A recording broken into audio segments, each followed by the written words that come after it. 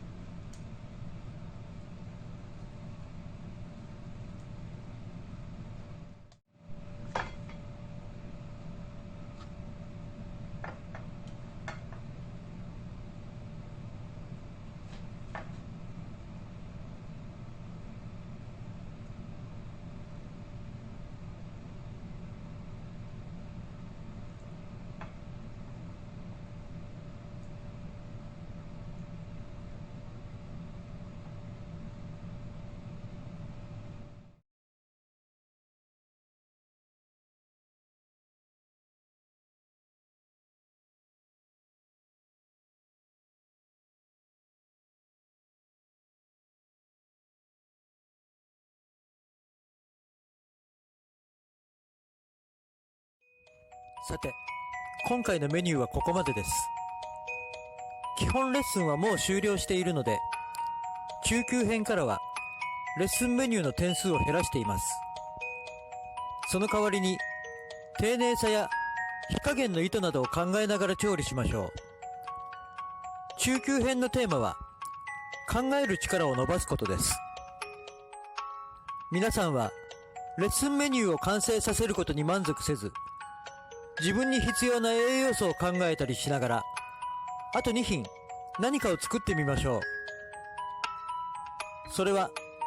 あなたが今まで実習してきた料理の中から、苦手なものを2品作ることでも構いません。初級編で得た知識と、座学で得た知識の両方を組み合わせながら、皆さんの想像力を働かせてください。